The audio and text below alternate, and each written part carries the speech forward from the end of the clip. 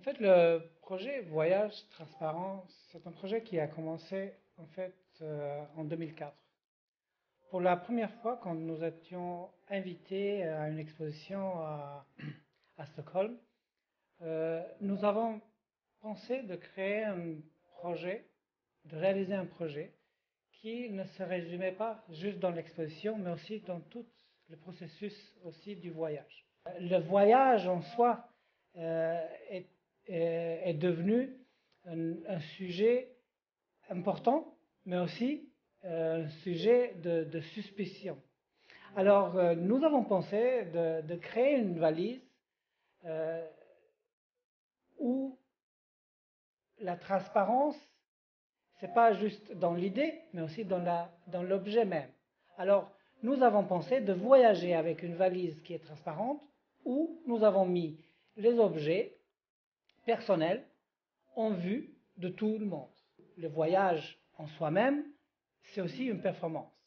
Ça, c'est en fait l'origine du projet Voyage transparent qui est à l'origine d'un objet transparent, une valise transparente. La transparence pour nous, c'était comme quelque chose qui était attaché à notre démarche artistique.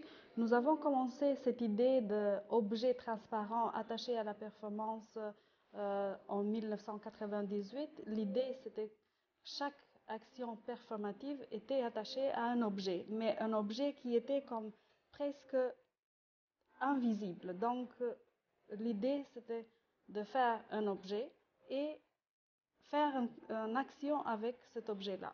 Donc, il s'agit d'une esthétique d'un objet de la performance. Au lieu d'utiliser ou bien d'inclure dans nos performances une chaise qui est une chaise, une appropriation d'une chaise qui existe déjà, nous sommes venus avec l'idée de faire notre propre design.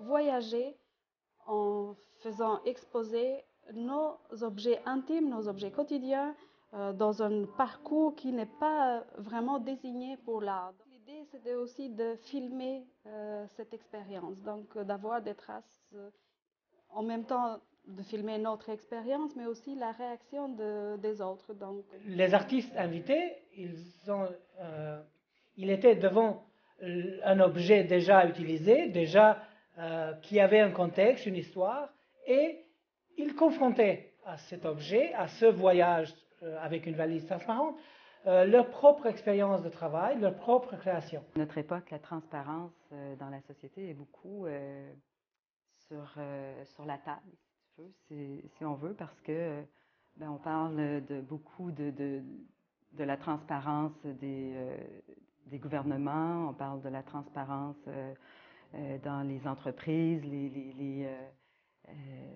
les rapports entre les humains et les échanges à différents niveaux.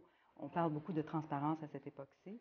Spontanément, sans que je l'ai préparé beaucoup d'avance, j'ai voulu transporter de l'eau avec ma valise transparente. Et comme action, ça faisait pour moi beaucoup de sens que de remplir la valise avec l'eau d'une fontaine et la transporter en faisant fuir, en laissant fuir toute l'eau parce que la valise n'était pas étanche. C'était pour moi un rapport au gaspillage de l'eau qu'on peut faire dans notre société.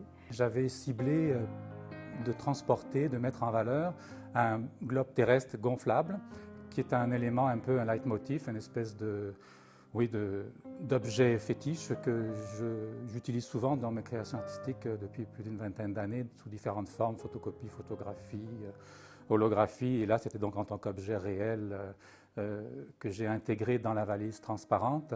J'en avais d'ailleurs deux exemplaires, un transparent et un non transparent, globe géopolitique qui porte un sens assez évidemment ciblé sur la question de la représentation du monde via les questions nationales ou transnationales. Nous étions deux à gonfler ce ballon, ce globe terrestre qui était dans la valise, qu'on a sorti de la valise, que l'on a gonflé chacun son tour, de façon à ce qu'il prenne son volume. C'est quand même un bon globe terrestre, 26 pouces, devant le pavillon des États-Unis et devant le pavillon de la Russie, que j'avais ciblé bien sûr parce que ce sont deux grandes puissances qui sont encore de grande puissance aujourd'hui. Donc de demander aux gens qui étaient là, qui sortaient des bâtiments, s'ils voulaient eux-mêmes poser en quelques mesures, faire comme nous avions fait nous-mêmes devant les pavillons, devant les caméras, c'était d'embrasser le monde. L'idée du mariage transparent, en fait, était de déambuler dans Venise, mais habillé un peu avec un style vestimentaire musulman. Donc, d'un côté, il y avait France Arsenault qui était avec un niqab noir, donc complètement opaque. De l'autre côté, il y avait Alice qui était, elle, avec un niqab qui était à moitié transparent, donc en tulle. Et moi, ben, j'étais un peu entre les deux, c'est-à-dire j'avais une djellaba moitié noire et moitié transparente. Une communion entre les deux cultures, la culture islamique et la culture dite orientale et la culture occidentale. Et on a utilisé Venise, qui est finalement la ville vraiment par excellence pour le masque, la mascarade et une ville festive, pour justement célébrer ce mariage-là. On a voulu, jusqu'à un certain point, dénoncer un peu la mainmise du clergé, si on veut, et des ayatollahs musulmans sur les femmes.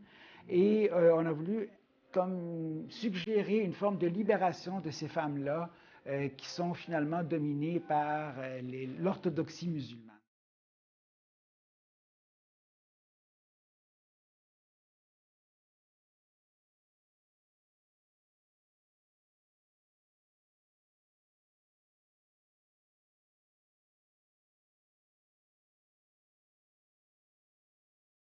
Donc, la danse et l'espoir aspirent à un tel processus de déterminisme. Mais, et c'est ce que j'aimerais montrer, c'est que toutes les médiations, c'est que le spectateur, par rapport à cette œuvre, On peut dire européenne sur la performance, mais aussi un discours plus américain de la performance, où la performance inclut toute. Les périphéries, l'arrivée des périphéries, la fin du centralisme.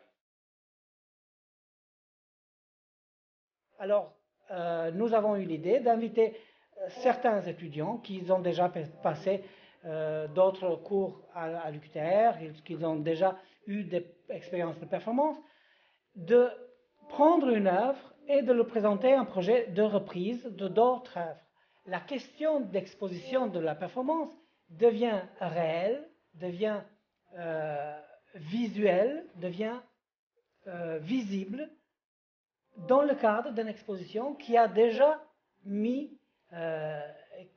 tenté de questionner justement la reprise d'une performance d'un artiste, pardon. L'exposition La valise transparente, il y a un contexte très important, donc la reprise de la performance ou bien le reenactment que je l'avais nommé plus tôt. Donc, ce concept nouveau de la performance reenactment, ça change aussi la définition de la performance en art visuel, mais la définition de l'artiste de la performance. Jusque maintenant, nous sommes habitués à voir qu'on fait une reprise d'une pièce de théâtre, donc on fait une mise en scène d'une pièce de théâtre. La pratique de reenactment engage l'artiste de la performance ou bien le commissaire de la reprise de la performance, il engage dans un statut de metteur en scène.